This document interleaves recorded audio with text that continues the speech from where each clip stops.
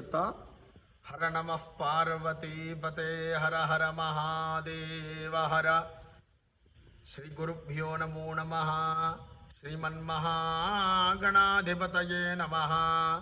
ఐం మహాసరస్వత్యై నమ. శ్రీపాదవల్లభా నరసింహ సరస్వతి. శ్రీ గురుదత్తాత్రేయాయ నమ. సరస్వతీ నమస్తుభ్యం వరదే కామరూపిణి. విద్యారంభం కరిష్యామి సిద్ధిర్భవతు మే సదా.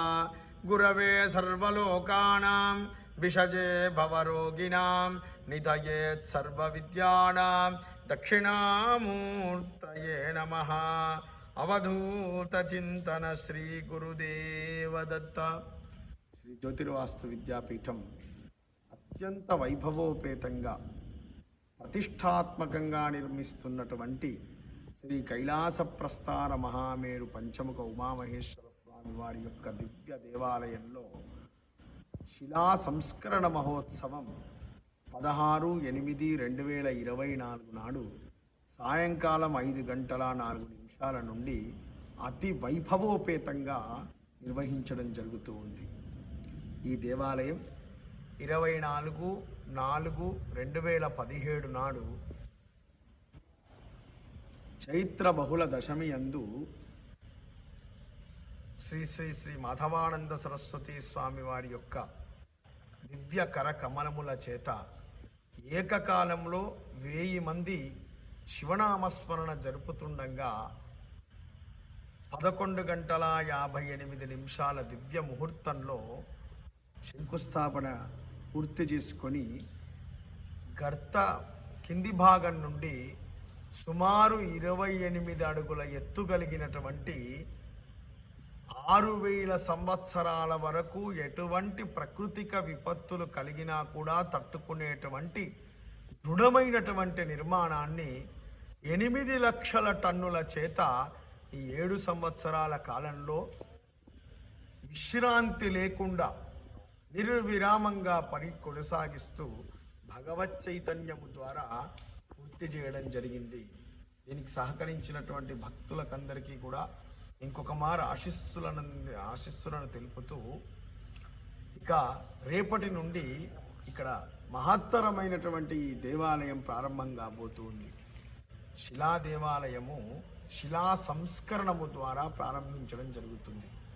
ఆధారం పూర్తి చేసుకున్నటువంటి మన దేవాలయంలో ఇక పీఠ, ఉపపీఠ, స్తంభవర్గు, ద్వారాలు, ప్రస్థరం, గర్భాలయం, వృత్తమంటపం, అష్టకోణ మంటపం, ద్వారమంటపం, యంత్రము, ఆవరణం, ప్రాకార వినివేశము, ఉపాలయాలు ఇవన్నిటినీ కూడా శిల్పశాస్త్రాన్ని అనుసరించి నిర్మించే మొదలు చేయవలసినటువంటి పని శిలా సంస్కారము. శిలలలో దైవత్వాన్ని ఆపాదించి శిలలను సంస్కరించడం ఏ విధంగా అంటే 3 రకాల సంస్కారములను మనకు మానసార ఇత్యాది గ్రంథములు తెలుపుతూ ఉన్నాయి. మొట్టమొదలు పంచభూతాల్లో ఉన్నటువంటి శక్తిని శిలలకు అందించడం. గోమయ లేపనము ద్వారా ఎటువంటి గోమయాన్ని సేకరించాలనంటే భూమికి చేరనటువంటి అంటే ఆవు విడిచినటువంటి గోమయం ఏదైతే ఉందో భూమికి చేరితే దాని యొక్క శక్తి క్షీణిస్తుంది. భూమికి చేరక ముందే ఆ గోమయాన్ని సేకరించి దాన్ని శిలకు రాయడము ద్వారా భూశక్తిని, తర్వాత అగ్నుద్ధరణ ద్వారా అగ్నిశక్తిని, రేపు సవైదికంగా అగ్నుద్ధరణను నిర్వహించడం జరుగుతుంది. శిలకు చక్కని రుద్రమంత్రముల చేత ఎండుగడ్డినంతా కూడా చుట్టి అగ్ని ఉద్ధారణాన్ని నిర్వహించడం జరుగుతుంది. అట్లా దహనం చేయబడ్డటువంటి శిలకు అగ్నిశక్తి కలుగుతుంది. తర్వాత సమంత్రకంగా పురుష సూక్త, లక్ష్మీ సూక్త, పవమాన సూక్త, రుద్ర సూక్తాన్ని పఠించడం, అనేక భక్తాదులందరూ కూడా చక్కని శివపంచాక్షర నామస్మరణ ద్వారా వాయుశక్తిని, వివిధ రకాల ఔషధి జలములను సహస్రాధిక కలశముల చేత అభిషేకించడము ద్వారా జలశక్తిని, సూత్రవేష్టనము ద్వారా అనంతమైనటువంటి ఆకాశ శక్తిని, ఇట్లా పంచభూతాత్మకమైనటువంటి శక్తిని శిలలకు అందించడమే శిలా సంస్కారము. ఈ శిలా సంస్కారం చేసినటువంటి శిలలను మాత్రమే వినియోగించమని మనకు ధర్మశాస్త్రం చెబుతూ ఉంది. ఇక్కడ దేవాలయ నిర్మాణంలో వినియోగించేటువంటి ప్రతి ఒక్క శిలకు సంస్కారం చేసి మాత్రమే దేవాలయ నిర్మాణాన్ని గావిస్తుంది శ్రీ జ్యోతిర్వాస్తు విద్యాపీఠం.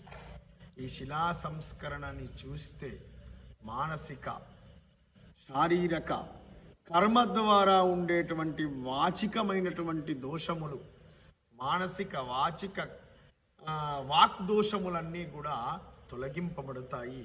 అరుదుగా ఈ రోజులలో దేవాలయం అంటే ఒక 5 మంది కలగడం, ఏదో కట్టేసేయడం, ప్రతిష్ట చేయటం, అంత తొందరగా మర్చిపోవడం జరుగుతుంది.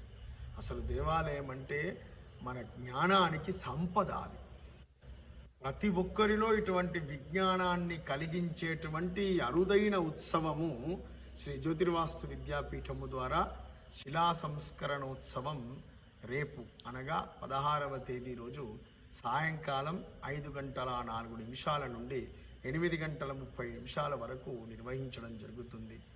భక్తులందరూ కూడా ఈ మహోత్సవంలో పాల్గొని హితోధిక సేవ చేసి తరించవలసిందిగా